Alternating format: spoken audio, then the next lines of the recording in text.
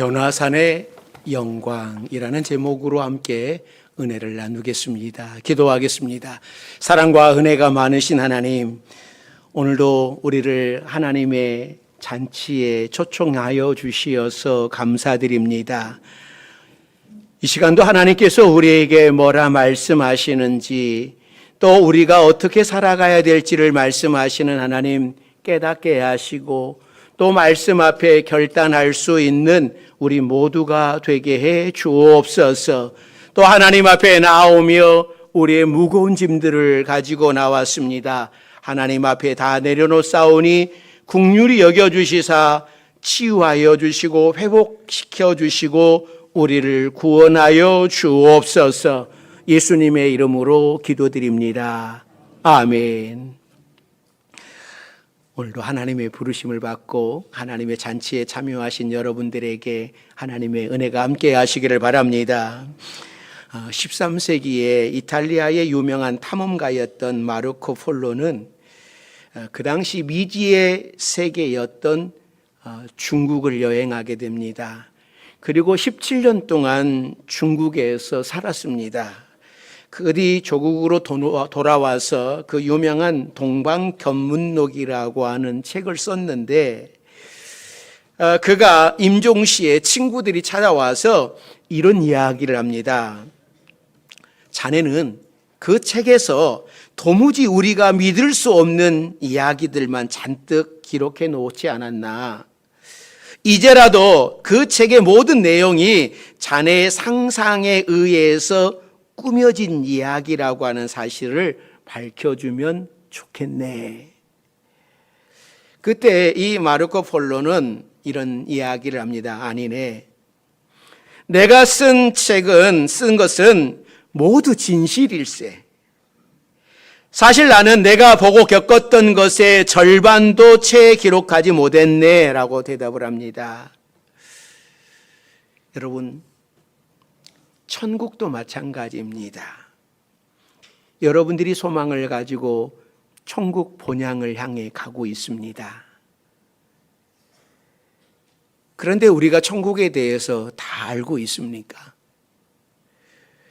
요한계시록에 보면 사도 요한은 천국에 대해서 그 성의 빛이 지극히 귀한 보석 같고 이 벽옥과 수정같이 맑으며 문들은 진주로 길은 정금으로 되었다라고 이야기를 합니다. 그 이야기, 사도 요한이 그 천국을 보고 기록을 했는데 그 천국에 대하여서 섬세하게 설명을 할 수 있었을까요? 인간의 상상력이나 언어로서 아마 표현할 수 없었을 거예요. 표현을 하더라도 내가 아는 선에서 아마 표현을 했을 거예요. 그러니까 우리가 가게 될 천국은 영광스러운 것이고 이루 말할 수 없는 것이죠. 그러니까 예수님께서 오늘 본문에서 이 제자들에게 천국의 영광을 아주 잠깐 보여줬습니다.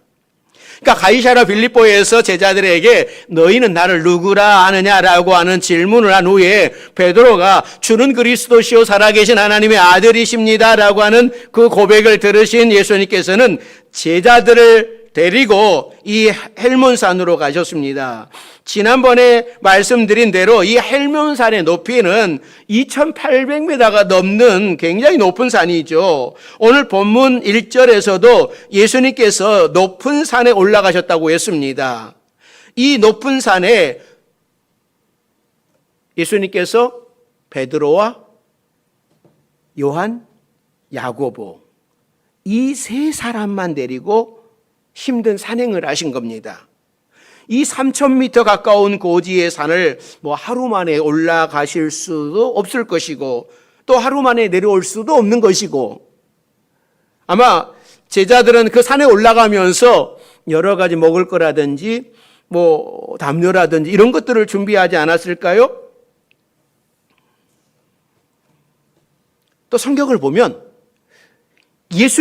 하나님께서 모세를 부르신 곳도 산이었죠. 신의 산이었습니다. 그러니까 모세는 이 신의 산 높은 곳에 올라가서 하나님의 영광을 마주했고 십계명을 받았고 성막과 율법에 대한 모든 것을 하나님께 받았습니다. 그러니까 오늘 본문에 예수님께서도 제자들과 함께 변화산에 오르셨어요. 그리고 거기에서 모세와 엘리야를 만났고 예수님의 모습이 변화되셨습니다. 그것이 오늘 본문 1절, 2절 말씀이에요. 자, 2절, 3절 말씀. 자, 같이 했습니다. 그들 앞에서 변형되사 그 얼굴이 해같이 빛나며 옷이 빛과 같이 희어졌더라. 그때의 모세와 엘리야가 예수와 더불어 말하는 것이 그들에게 보이거늘. 그러니까 예수님의 모습이 제자들이 보는 앞에서 변화되셨는데 성경에 말씀하실 때 얼굴이 해같이 빛나며 옷이 빛과 같이 희어졌다라고 말씀을 합니다. 마가복음에서는 세상에서 빨래하는 자가 그렇게 희게 할 수 없을 만큼 희어졌다라고 표현을 해요. 그러니까 다시 말하면 이 세상의 어떤 방법으로도 그렇게 희게 할 수 없었다라고 하는 겁니다. 표백제를 넣어도 천국의 영광을 입은 옷을 표현할 수 없는 거예요. 자, 그러면 왜 예수님께서 이렇게 변화되셨는가 하는 것이죠. 그리고 왜 3명의 제자들에게만 이 모습을 보여주셨는가? 우리는 이것을 알아야 됩니다. 오늘 본문이 좀 어려울 수 있어요. 그냥 위로의 말씀만 들으려고 하면 오늘 본문이 어렵다, 어려워 이럴 수 있어요. 오늘 예수님이 변화산에서 변화된 이유 첫째는요, 예수님의 대속 사역을 준비하기 위함이었습니다. 그러니까 누가복음 9장에 보면 모세와 엘리야가 나타나서 그러니까 예수님과 대화를 나눈 내용은 장차 예루살렘에서 별세하실 것에 대한 것이었다라고 기록을 합니다. 그러니까 예수님이 이 땅에 오신 목적은 십자가였어요. 이제 그 때가 다가오고 있는 겁니다. 예수님은 이 때를 준비하시기 위해 특별히 높은 산에 오르셔서 모세와 엘리야를 만나신 것이죠. 자, 그러면 왜 꼭 높은 산에 오르셔야만 했는가?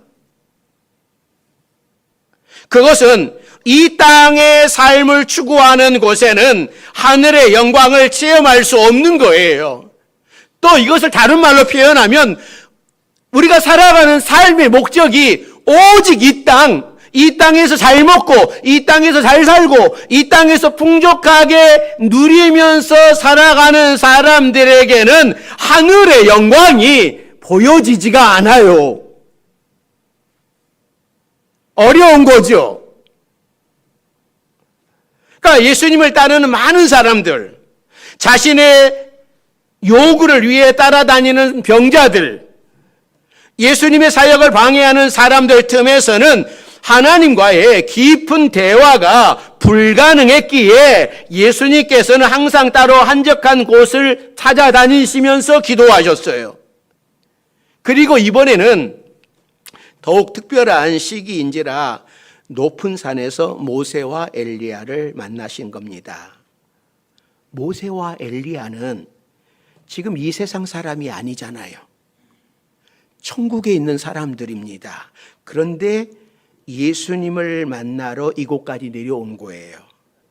이것은 헬몬산이 잠깐, 순간 천국으로 바뀐 거와 같은 거죠. 그러니까 제자들은 이 모습을 보고 정신을 잃을 정도가 됐습니다. 그래서 베드로가 여기 초막 셋을 짓고 함께 살자고 말합니다. 그런데 말을 하면서도 그것이 무슨 뜻인지 자신이 이해하지도 못했습니다. 갑자기 천국의 영광을 경험하게 된 베드로는 아마 제정신이 아니었을 겁니다. 그렇지만 너무나 좋은 거예요. 그래서 이곳에 초막 셋을 짓고 영원히 살고 싶었을 겁니다. 신비로운 영적인 세계가 이 땅의 세계와 어찌 비교할 수 있겠습니까? 그러니까 우리가 신앙생활을 하면서 이 천국의 영광을 조금이라도 체험한 사람은 이 땅의 영화에 연연해야 하지 않아요. 그러니까 주님을 만나는 사람들이 그런 거잖아요.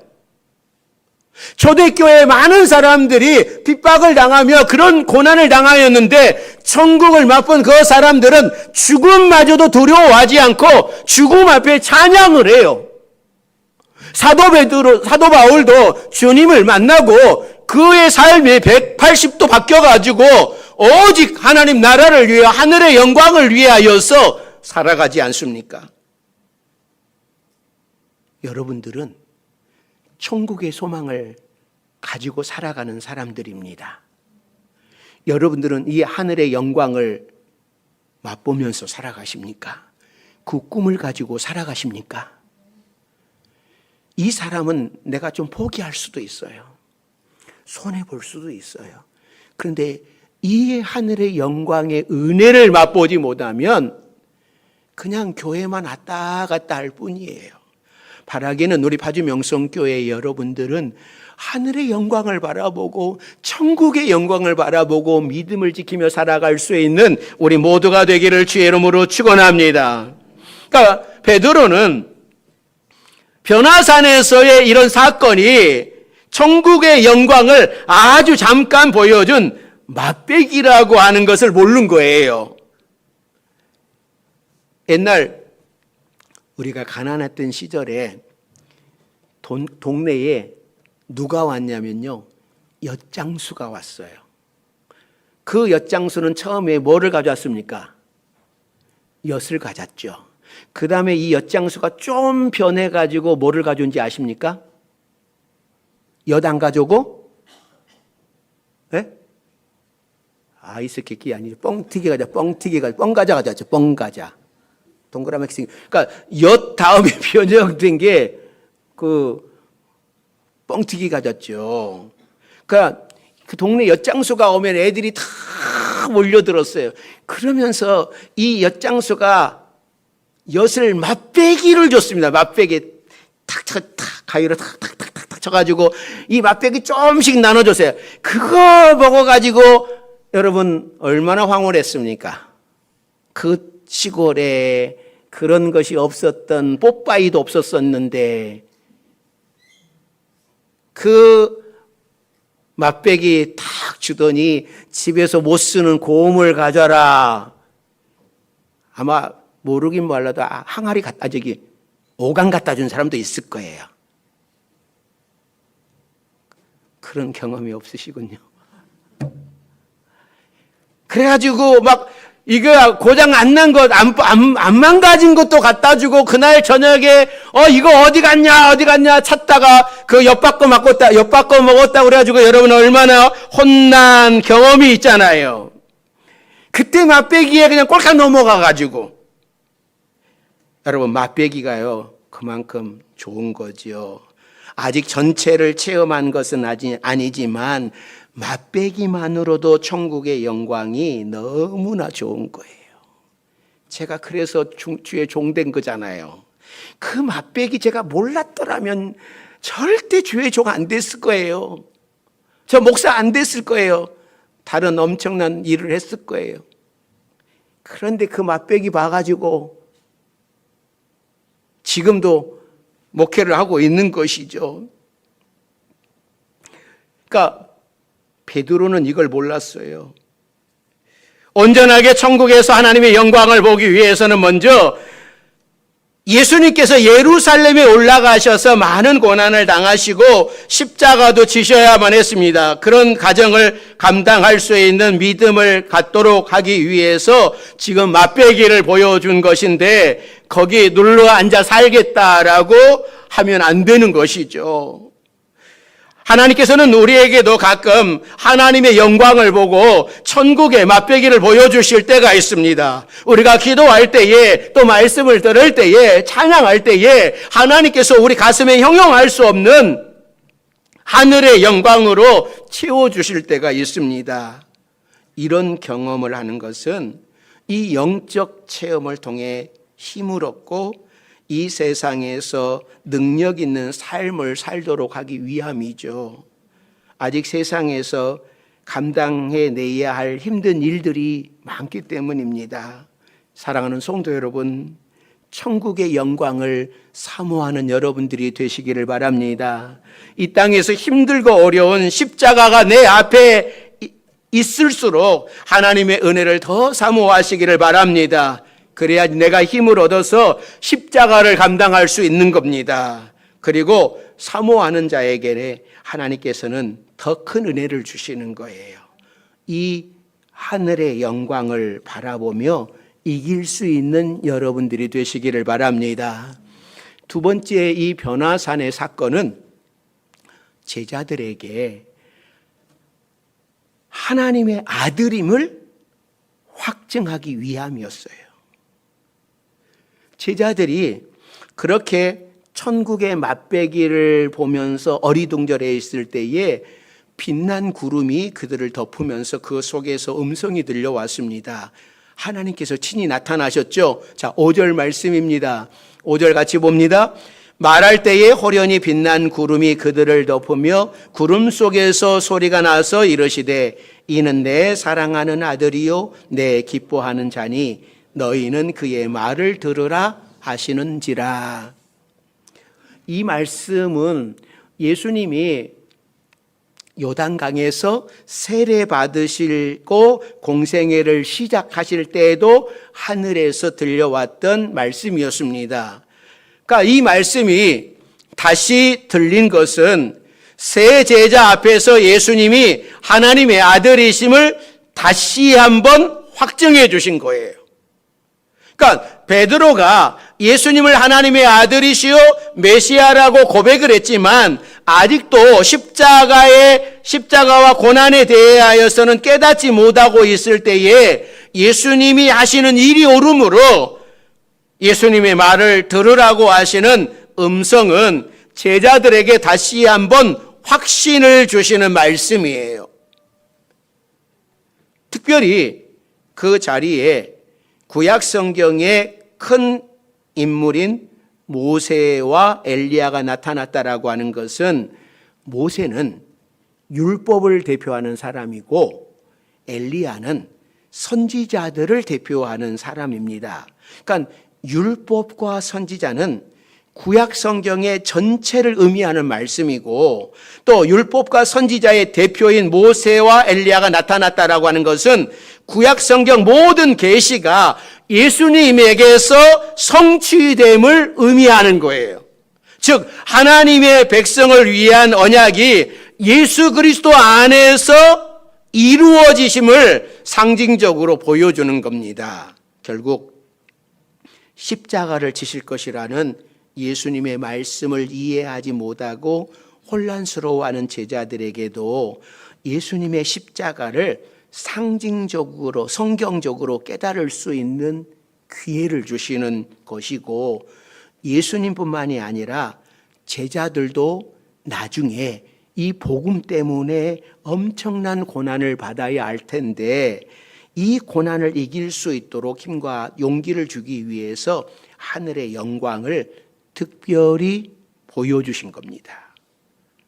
사랑하는 성도 여러분, 이 변화산의 사건은 예수님에게 십자가의 고난을 준비하는 기회이기도 하지만 제자들에게도 예수님이 하나님의 아들이심을 확증하고 자신의 고난을 준비하시는 시간이기도 했습니다. 그러니까 하늘의 영광을 맛본 사람은 이 땅의 고난을 감당할 수 있는 힘이 생기기 때문이죠. 우리 성도들도 이 세상을 힘있게 살아가기 위해서 하늘의 영광을 사모하시기를 바랍니다. 그렇다고 우리가 변화산에 올라가서 모세와 엘리야를 만나야 한다라고 하는 것은 아닙니다. 모세와 엘리야가 우리 앞에 나타나지 않아도 우리가 하나님을 만날 기회는 얼마든지 있는 거예요. 예배드리는 시간에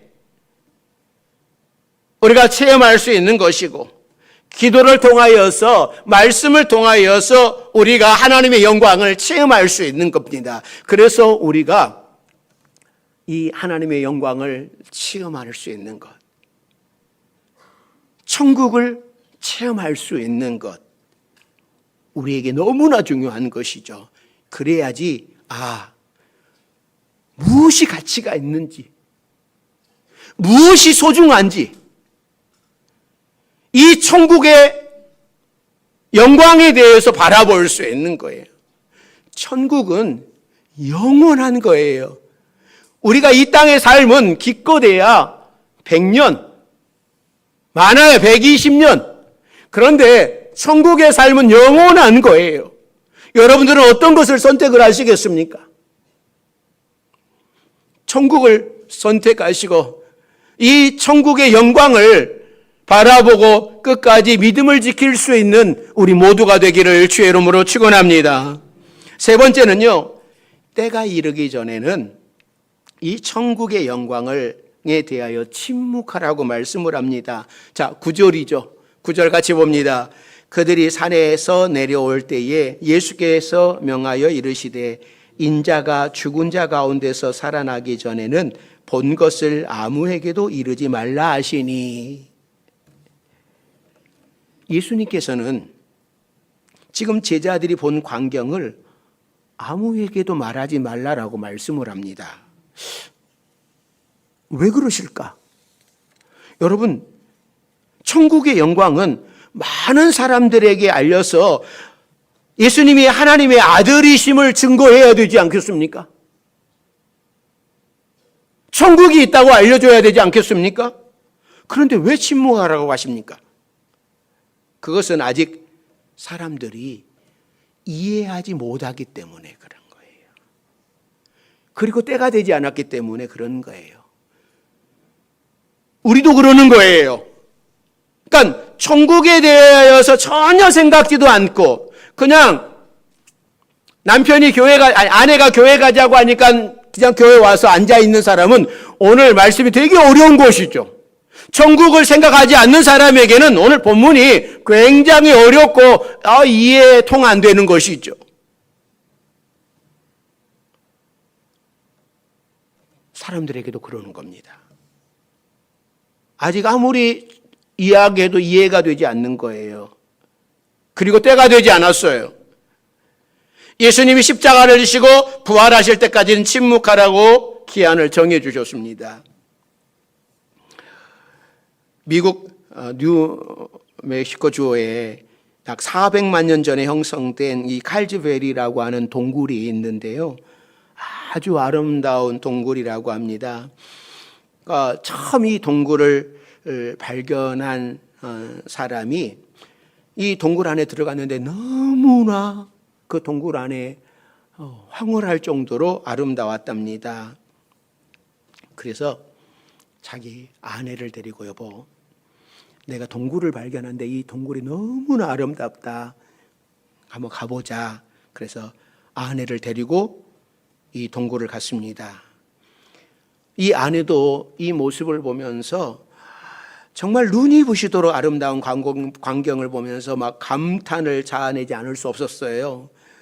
동굴 속으로 더 깊이 들어가면 들어갈수록 정말 아름다운 그런 동굴이었습니다. 이것을 구경하던 아내가 남편에게 여보, 당신은 먼저 이 동굴에 와보지 않았소? 나야 처음 내가 동굴을 발견했을 때 와봤지.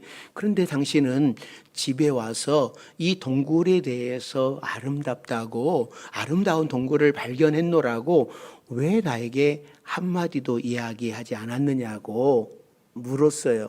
그랬더니 이 남편이 여러분 어떤 이야기를 하겠습니까? 여보, 이 아름다운 광경을 내가 아무리 이렇게 아름답다라고 표현을 해도 이 표현이 다 되겠소? 내가 아무리 자세하게 설명을 한다고 해도 다 설명할 수가 없어서 당신이 눈으로 직접 와서 보라고 내가 당신을 데려온 것이요. 여러분, 사람들은요, 아무리 이야기해줘도, 아무리 천국에 대해서 이야기를 해줘도, 아무리 예수님에 대하여서 이야기를 해줘도 자신이 본 것이 아니면, 자신이 체험한 것이 아니면 믿지 않으려고 하는 속성이 있잖아요. 자신에게 이해가 되지 않으면 믿지 못합니다. 만일 이 고려시대 사람이 지금 우리가 살고 있는 모습을 보고 다시 고려시대로 가가지고 내가 저 세상 갔다 왔더니 비행기 타고 다녀, 차를 타고 다녀. 여러분, 이 이야기하면 고려 사람이 이해하겠습니까?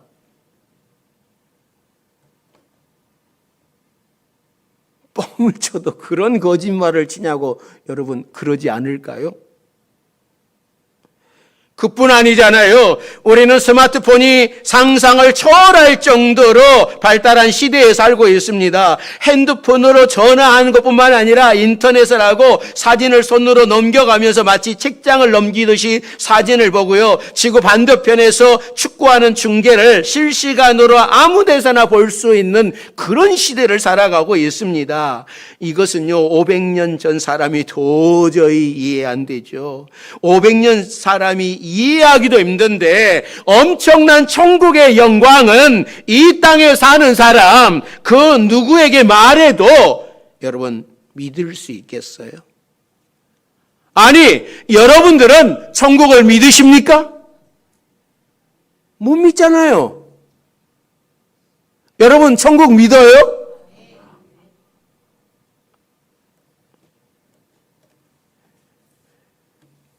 제자들도 그런 거예요. 예수님께서는 때가 될 때까지 침묵하라고 하셨습니다. 그러나 때가 되었을 때는 많은 사람들에게 이 복음을 전해야 되는 거죠. 지금은 침묵하는 시기가 아니라 지금은 천국에 대하여서 막 이야기해야 할 때예요. 많은 사람들에게 알려야 하는 때입니다. 믿지 않는 가족에게 분명하게 알려야 하는 때예요. 여러분이 하나님의 사랑에 대하여서 증거하십시오. 그래서 주님 앞으로 인도해야 되는 겁니다. 사랑하는 성도 여러분, 그날 세 제자들은요, 산 위에서 천국을 맛보았습니다. 예수님의 원래 모습도 보았습니다. 연약하고 초라한 육신을 입고 있는 모습이 아니라 그분의 영광스럽고 거룩하신 광채를 보았어요. 이 경험이 그들의 앞으로의 삶에 얼마나 큰 영향을 미쳤겠습니까? 그래서 그들이 목숨 걸고 십자가 자랑했잖아요. 천국에 대하여서 자랑했잖아요. 주 예수를 믿으라, 그래야만 너와 내 집이 구원을 얻으리라고 선포했습니다. 오늘 우리의 삶 속에서도 잠자는 영혼이 깨어나려면 하나님의 영광을 보아야 돼요. 천국을 맛볼 수 있어야 돼요. 그 체험이 필요한 겁니다. 우리가 하나님의 영광스러운 광채를 접하게 될 때에 나의 삶을 온전히 바치고 주님을 위해 살게 되는 놀라운 역사가 일어나는 것이죠. 우리 파주 명성교회 여러분들이 하나님 만나기를 사모하시기를 바랍니다. 하나님의 영광을 바라보는 여러분들이 되시기를 바랍니다. 영원한 천국을 체험하는 여러분들이 되시기를 주의 이름으로 축원합니다. 기도하겠습니다. 사랑과 은혜가 많으신 하나님, 제자들은 변화산에서 천국의 영광을 맛보았습니다. 우리도 예수 그리스도의 십자가의 은혜로 우리가 하나님의 자녀가 되는 구원을 맛보게 하셨고, 또 이 믿음으로 천국 가게 하는 그 천국의 영광스러움을 맛보게 하셨사오니 우리가 끝까지 믿음을 지키는 우리 모든 성도들이 되게 하여 주옵소서. 무엇보다도 우리가 신앙생활하면서 천국의 소망을 두고 믿음을 지키며 살아가는 우리 모두가 되게 해 주옵소서. 예수님의 이름으로 기도드립니다. 아멘.